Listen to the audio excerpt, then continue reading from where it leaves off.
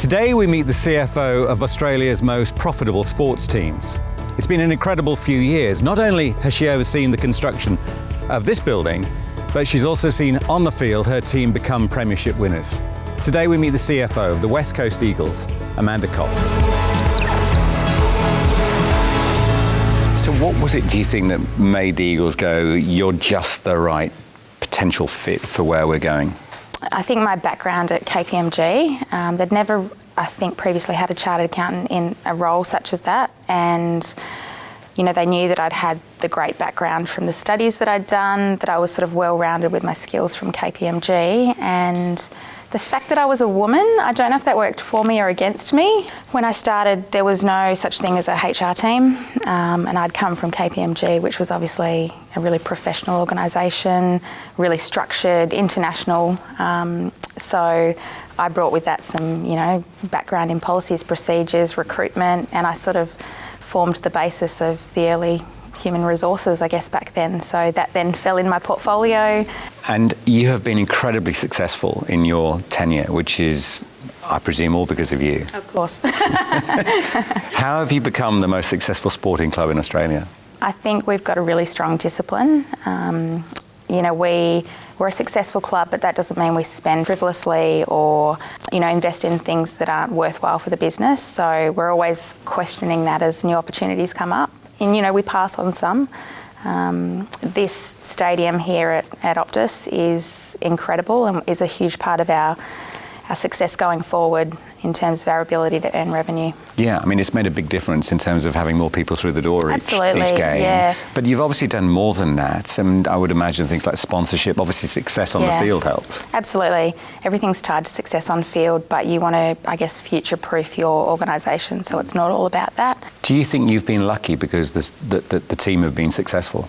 There's an element of luck, I'm sure, but I think we work really hard to build a business that can survive the low times as well.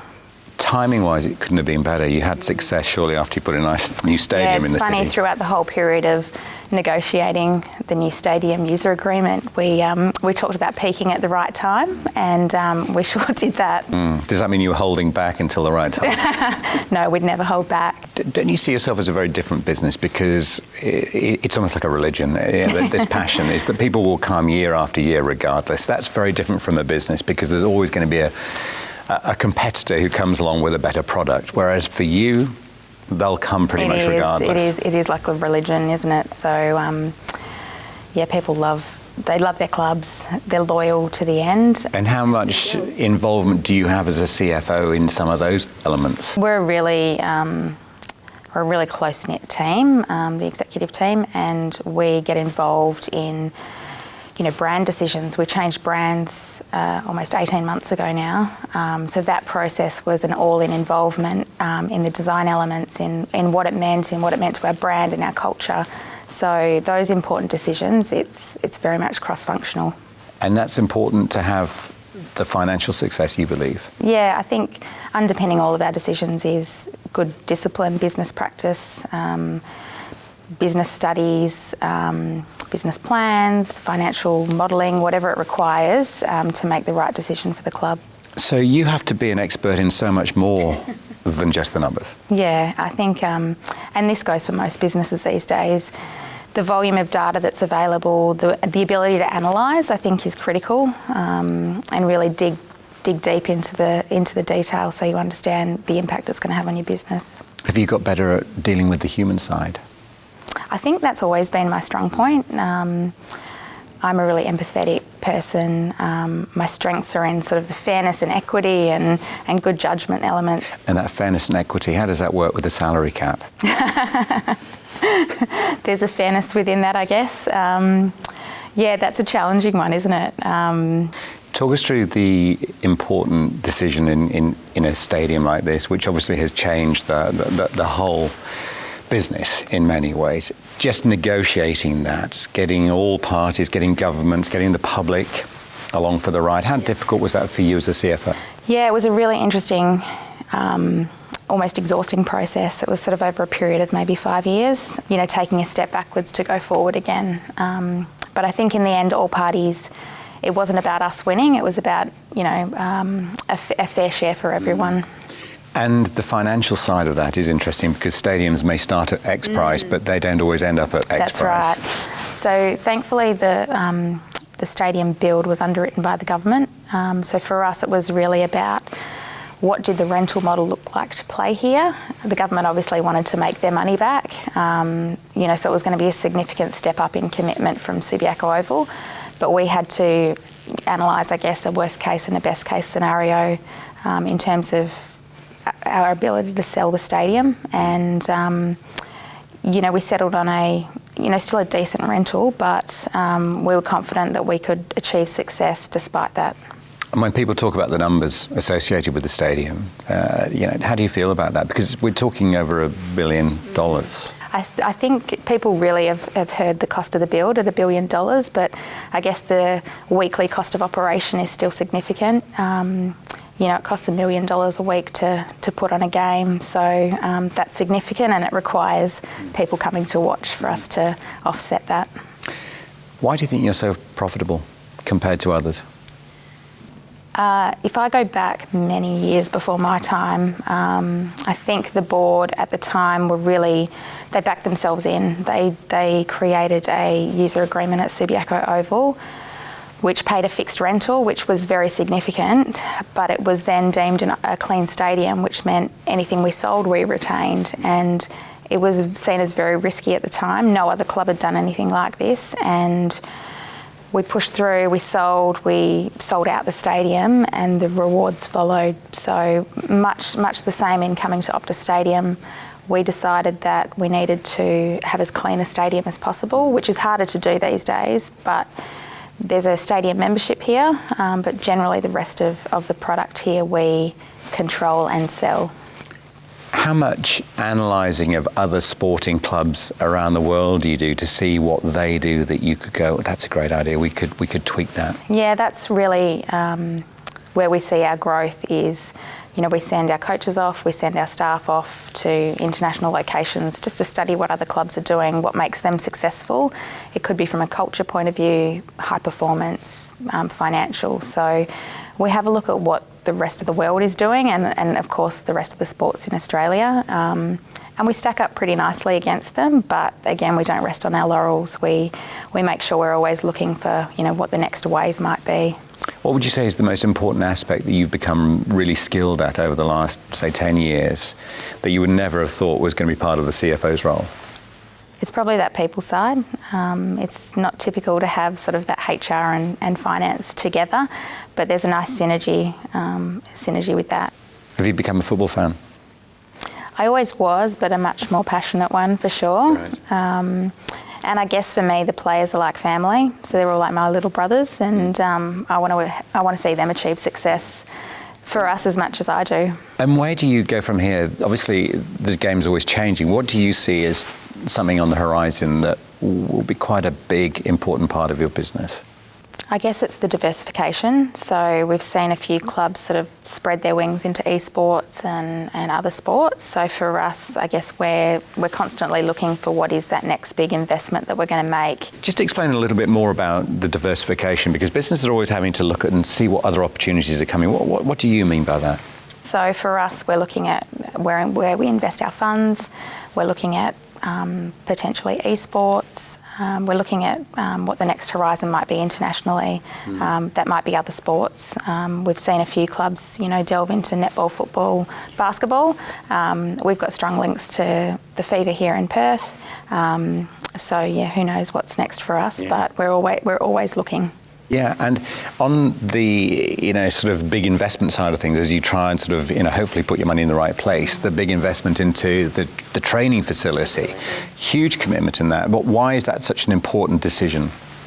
I guess it's been unprecedented, the amount that we as a club are investing in our facility. It's never been seen before in Australia. And we had that long-term vision in mind from a number of years ago, which enabled us to invest to the extent we have. I want to ask you what you think a modern CFO looks like today.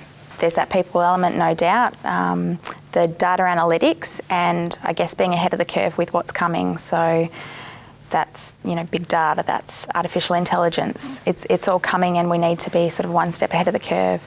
There's still the compliance and the fundamentals that you need in terms of understanding the tax landscape, the political landscape, but important that you sort of have that broader understanding of what's going on in the world. And you learn that on the job? You do, I think you do. The traditional path that I came through, which was to go into a Big Four accounting firm, that's typically not the way it's done anymore. Still a great place to learn, but people are sort of moving out to move back into a role like CFO. Is this the dream job? Yeah, I think it is. I got the opportunity to study at Harvard about 7 years ago, and I met Professor Bill George there, and he's written a book called True North.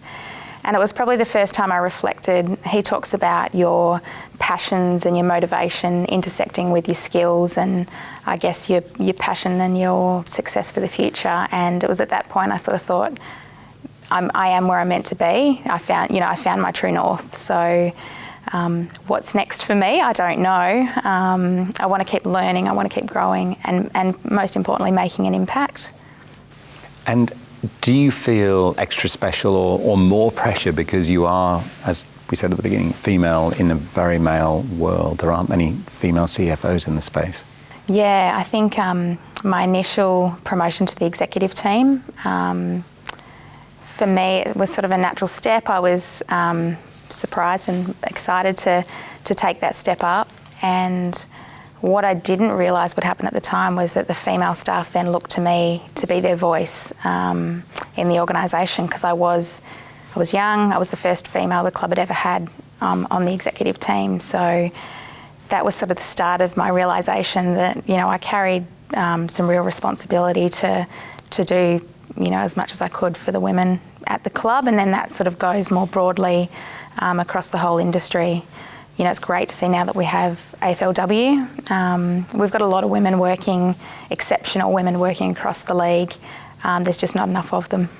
What's your advice for women, really keen to sort of get to positions of leadership that struggle because of, I don't know whether they have it in their mind or the business is not encouraging? What would you say is the best advice for people to make it to the top? I think everyone has to overcome that in their own mind.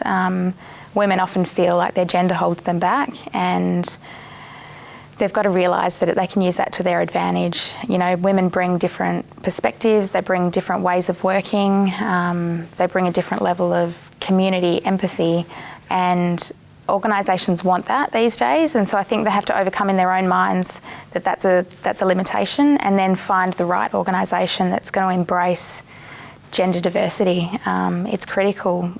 Companies these days are setting themselves targets. They're working through diversity and inclusion action plans, and ensuring that they're the right place for both men and women.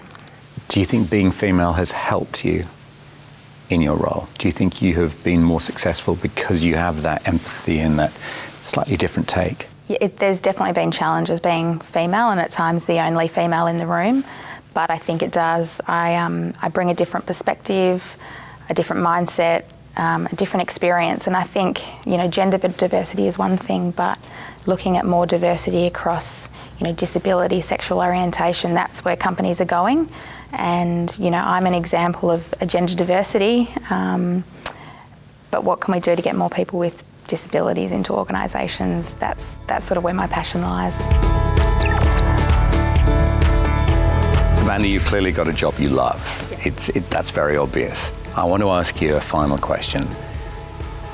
If you weren't doing this, if there was another job that you could say, regardless of skills, that's the one for me, that's the one I'd love, what would it be? Oh, you've got me.